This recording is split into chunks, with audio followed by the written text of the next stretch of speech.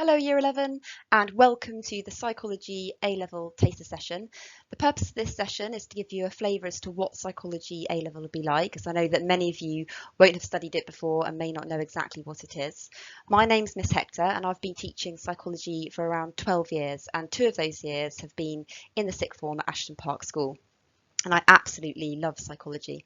So behind me, I'm sure you can see a bookcase, and on that bookcase, if you zoomed in, you'd find lots and lots of psychology books. So for example, I've got one on dream analysis, I've got one on psychiatric illness. So I'm absolutely mad about psychology, even outside the classroom.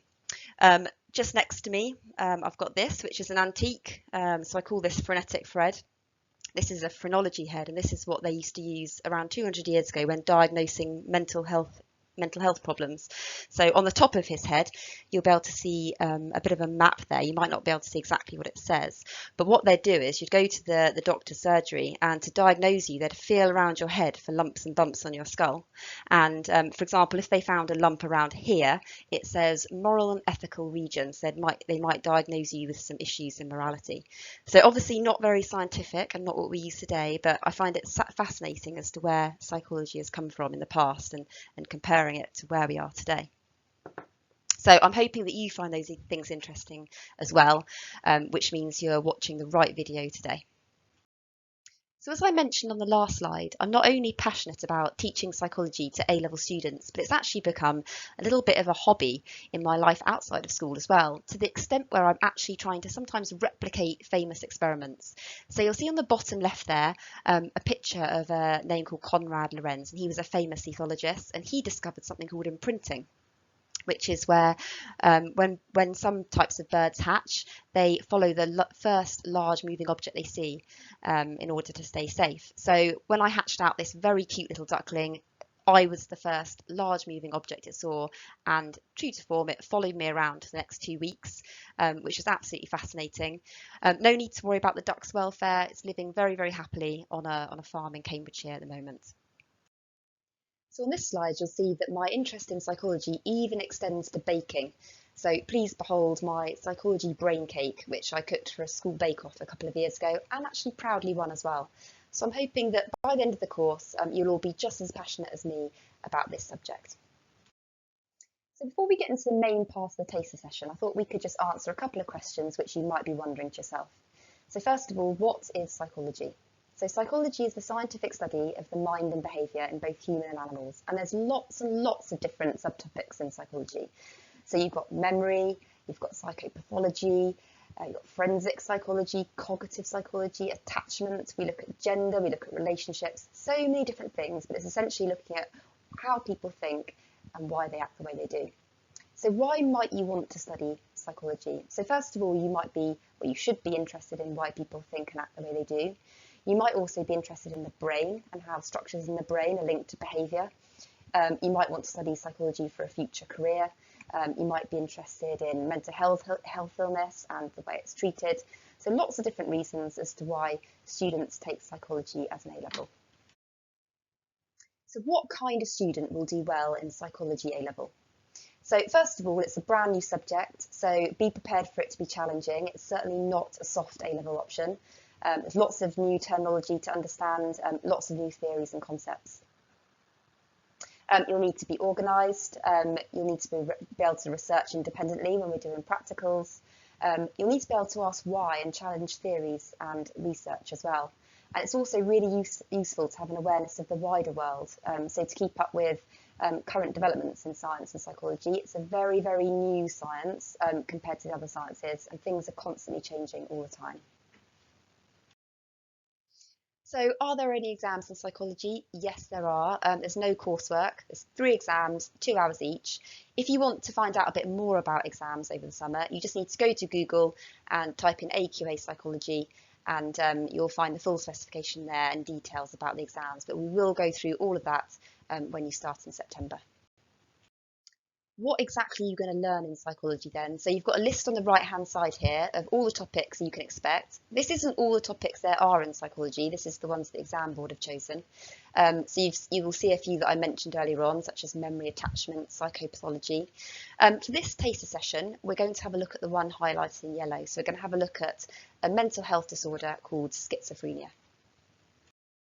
So for today's lesson, we're going to be looking at some of the symptoms of schizophrenia, just to introduce you to this mental health order. And if you have a little look at that picture there, you might be able to have a little bit of a guess as to exactly what this disorder is if you haven't heard of it before.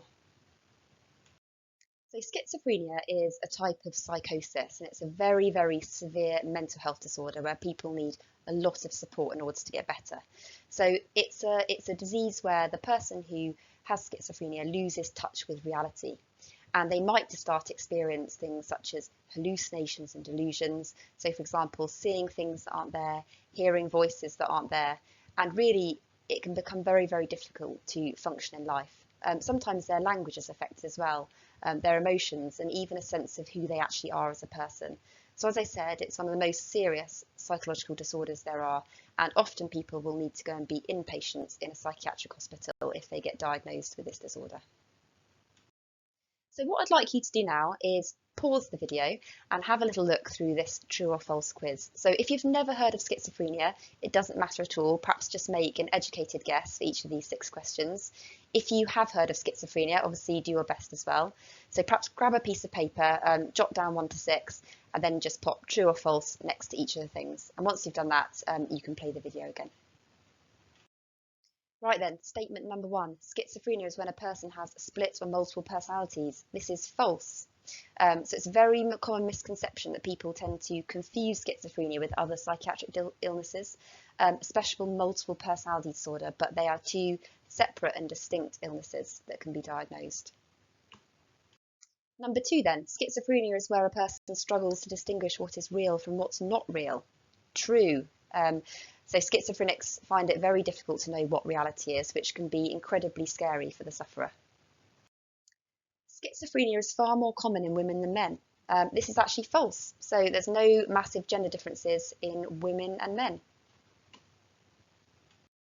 Most cases of schizophrenia are diagnosed when a person is 30 or 40 years old. So this is false.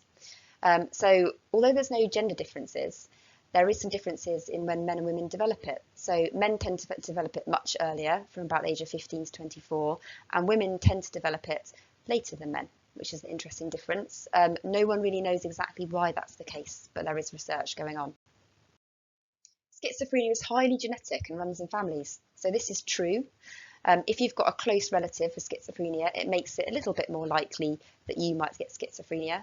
But research has suggested that it's not completely genetic, so there are some other environmental factors at play in it as well. Last one then, schizophrenia is normally a lifelong condition and there is no cure, although symptoms can be managed through different treatments. True. So the most common treatment is giving people antipsychotic drugs, and this is often supported with therapy such as cognitive behaviour therapy, counselling. They might have an occupational therapist to help them at home. But really it's something that sufferers need to be aware of through their whole life, as they might go in and out of different episodes. So let's have a quick look at the symptoms of schizophrenia then. So when classifying schizophrenia, you can split it into 2 categories, positive symptoms and negative symptoms. Now, the positive don't mean that they're good. Positive symptoms are atypical symptoms which are added to a person. So in other words, it's things that you didn't have before, such as hallucinations, where you see things that aren't there, or delusions. And negative symptoms are things that you had before which have now gone away. So for example, your language might have been absolutely fine and now your language is really bad after you've got it. So positive symptoms, something's added. Negative symptoms, something you've had has now been taken away. So we're going to have a little bit more of a look at positive symptoms of schizophrenia on this slide, and they can be broken into 2, so hallucinations and delusions. So hallucinations are disturbances of perception when you lose touch with reality, and you've got 2 main types. You've got visual hallucinations and auditory hallucinations. Visual hallucinations are when you think you can see something that's not really there. So for example, you might think you can see a person which isn't there, or you might think you can see fire, you might think you've seen an alien. but you haven't really seen those things. Auditory hallucination is where you can hear voices or hear things which aren't really there. So for schizophrenics, voices are normally talking about you in the third person. So often you'll hear more than one voice, and there's a sort of dialogue of voices talking about you. And often they're persecutory and not very nice as well. So often these auditory hallucinations and visual hallucinations are unpleasant, not nice ones. Occasionally people also hallucinate sort of feelings of touch as well. So they might feel like something's touched them, or they might feel like they're being burnt when those things aren't really happening. On the second bullet point here, you'll see delusions, and delusions are irrational beliefs that have no basis in reality. So common delusions for schizophrenics are that they're being chased by someone, so they might think that the FBI is after them. Other schizophrenics might have delusions of grandeur, where they think they're more important than they actually are. So some of them become convinced, for example, that they're the next son of God, or they become convinced that they've got magical powers, or that they're royalty when they haven't been before they've got ill. So these are the key positive symptoms, which when you take antipsychotic drugs, that's what we're really trying to treat here. So in order for you to see what it actually might be like to be schizophrenic and experience these positive symptoms, what I'd like you to do now is click on the link below and watch the video, which is around 5 minutes long. And as you're watching the video, I'd like you to see if you can spot all the different hallucinations and delusions that the person is having. So on this slide, we're going to turn our attention to negative symptoms of schizophrenia now. So remember, this is something that's taken away, something that someone used to have, which they no longer have. And there are two major negative symptoms of schizophrenia that you need to know about for A-level psychology. So you've got avolition and you've got something called speech poverty. So I'd like you to pause the video for a few seconds, have a really good look at those pictures below, and see if you can work out what you think those words mean above. So what does avolition mean and what does speech poverty mean? Next task then. So in a second, if you pause the video again, you don't need to write this down, but I want you to see if you can work out which one of those key terms on the left there under the symptoms heading matches the definition on the right hand side. So as I said, you don't need to write this down. So see if you can make a mental note of which one matches which. How did you do then?